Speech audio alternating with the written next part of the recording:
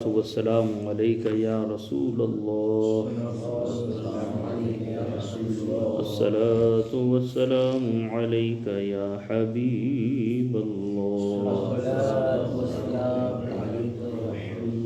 وعلی آلک وصحابک یا رسول اللہ، نویت سنت الاعتکاف۔ حضرت سیدنا داؤد علی نبینا علیہ الصلاۃ والسلام گھر سے لباس بدل کر اجنبی بن کر نکلتے اور جو شخص بھی ملتا اس سے اپنے متعلق سوال کرتے کہ تم داؤد کے بارے میں کیا کہتے ہو، اپنے بارے میں ان لوگوں سے پوچھتے۔ حسب معمول ایک دن حضرت جبرائیل علیہ السلام انسانی صورت میں انہیں ملے۔ حضرت جبرائیل علیہ السلام انسان کی شکل میں حضرت سے ملاقات کیے۔ آپ نے حسب معمول ان سے پوچھا، اے نوجوان، تو حضرت داؤد علی نبینا علیہ الصلاۃ والسلام کے متعلق کیا کہتا ہے؟ وہ بولے، آدمی تو بہت اچھا ہے، کوئی ایسی عیب کی بات نہیں ہے، آدمی بہت اچھا ہے، مگر اس میں ایک عادت ہے۔ آپ نے فوراً پوچھا، وہ کیا؟ کہا، مسلمانوں کے بیت المال سے کھاتا ہے۔ مسلمانوں کے بیت المال سے کھاتا ہے مطلب کیا ہے؟ یعنی آپ وقت کے بادشاہ بھی تھے تو جو وظیفہ ملتا تھا تو اس وظیفے سے جو ہے، چونکہ وہ بیت المال سے ملتا ہے تو اس سے کھاتا ہے۔ حالانکہ اللہ تعالیٰ کے یہاں اس شخص سے بڑھ کر کوئی محبوب نہیں جو اپنے ہاتھوں کی مشقت سے کھاتا ہو، یعنی خود محنت کر کے جو کمائے اس سے جو کھاتا ہے وہ زیادہ محبوب ہے۔ آپ روتے ہوئے واپس آ گئے اور گر گرا کر دعا مانگنے لگے، اے اللہ تبارک و تعالی، مجھے کوئی کام سکھا دے کہ میں اپنے ہاتھ سے کام کیا کروں اور مسلمانوں کے بیت المال سے میں مستغنی یعنی بے پرواہ ہو جاؤں۔ چنانچہ اللہ تبارک و تعالی نے آپ کو زرہ یعنی لوہے کا لباس جو جنگ کے وقت استعمال کی جاتی ہے وہ بنانے کا ہنر سکھا دیا، اور لوہے کو آپ کے ہاتھ میں نرم کر دیا۔ نرم کر دیا کیا مراد؟ آپ نے دیکھا ہوگا جب لوہے کی کوئی چیز بنائی جاتی ہے تو لوہے کو موڑنے کے لیے اس کو گرم کیا جاتا ہے، اور جب وہ لال سرخ ہو جائے تو پھر اس کو آسانی سے جو ہے موڑ دیا جاتا ہے۔ تو حضرت کے ہاتھ میں اللہ نے وہ تاثیر عطا کر دی تھی کہ آپ لوہا کو پکڑتے اور جس طرف چاہتے اس کو موڑ لیتے۔ لوہا آپ کے ہاتھ میں جو ہے نرم ہو گیا تھا تو آپ اس کو جو ہے موڑ کر کے جیسا چاہتے ویسا بنا لیتے۔ تو اس طریقے سے اللہ تبارک و تعالیٰ نے آپ کے ہاتھ میں لوہے کو موم کر دیا، جیسے گوندھا ہوا آٹا نرم ہوتا ہے اس طرح سے آپ کے ہاتھ میں لوہا ہو جاتا ہے۔ اور آپ جب امور مملکت اور گھر کی ضروریات سے فارغ ہوتے تو زرہیں بنایا کرتے اور انہیں بیچ کر اپنی اور اپنے اہل و عیال کے بسر اوقات کیا کرتے تھے۔ اچھا، یہاں پہ دو باتیں قابل غور ہیں۔ نمبر ایک کہ آپ جو ہے وقت کے بادشاہ تھے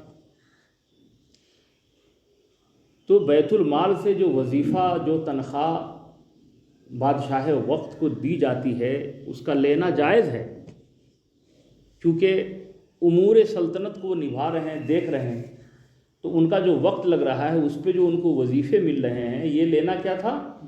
جائز تو ہے، لیکن اس کے باوجود بھی آپ نے کیا کیا کہ ہنر، اے اللہ تو مجھے کوئی ہنر سکھا دے تاکہ اس ہنر کے ذریعے میں رزق حاصل کروں اور بیت المال سے جو پیسے آ رہے ہیں اس سے میں اپنے آپ کو فری ہو جاؤں۔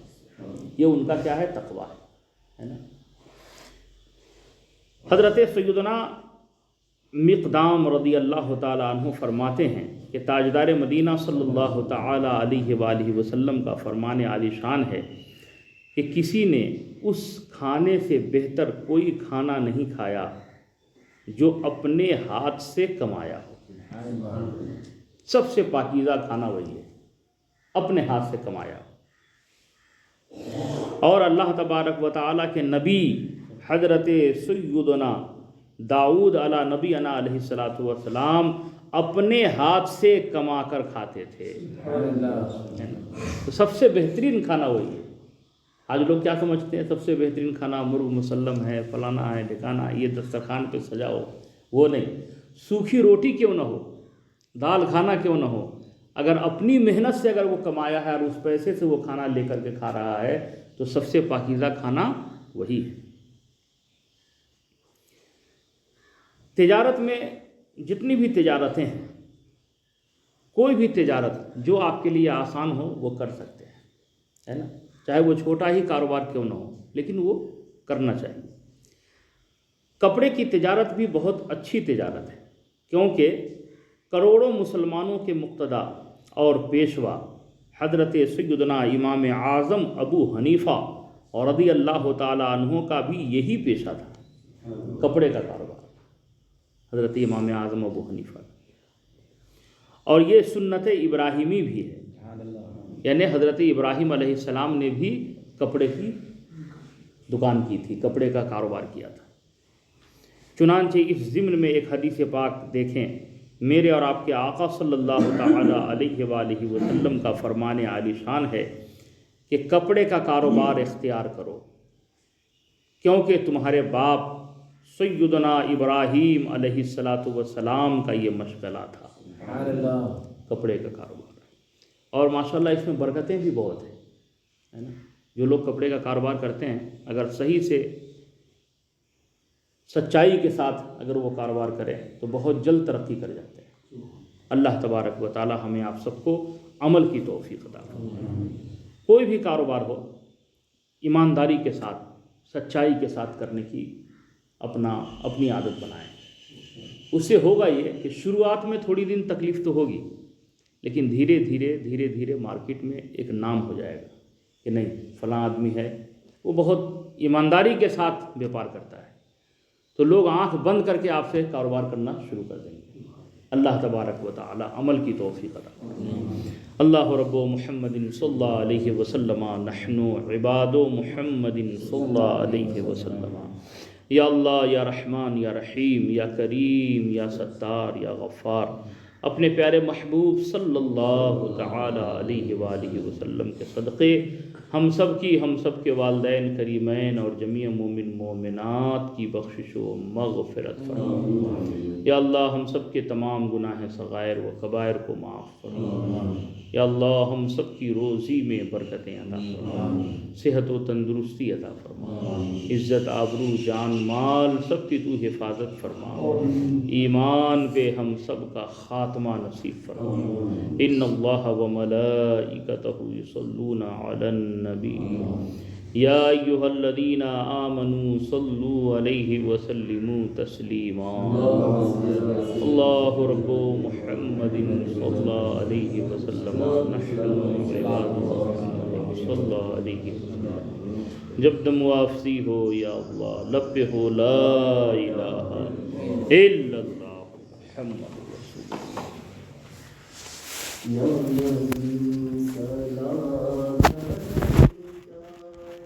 رسول سلام علیکہ یا حبیب سلام علیکہ صلوات اللہ علیکہ۔ عبد کا تشریف لانا وقت بھی کتنا سہانا، جگمگا اٹھا زمانہ، پورے گاتی تھی ترانہ۔ یا نبی سلام علیکہ، یا رسول سلام علیکہ، یا حبیب سلام علیکہ، صلوات اللہ علیکہ۔ عبد کا تشریف رحمتوں کے تاج والے، عرش کی معراج والے، جہاں کے راج والے، آسیوں کی لاج والے، یا نبی سلام علیکہ، یا رسول سلام علیکہ، یا حبیب سلام علیکہ، صلوات اللہ علیکہ۔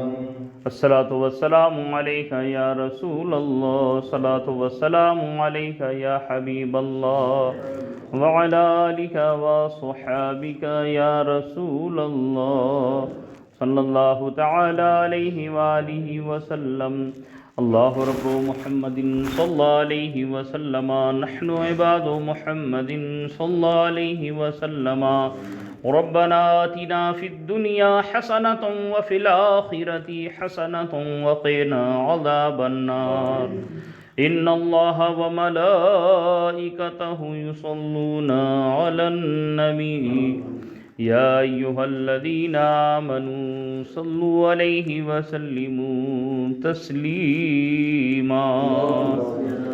اللہ رب محمد صلی اللہ علیہ وسلم، نحن عباد محمد صلی اللہ علیہ وسلم۔ جب دم واپسی ہو یا اللہ، لب پہ ہو لا الہ الا اللہ محمد رسول اللہ۔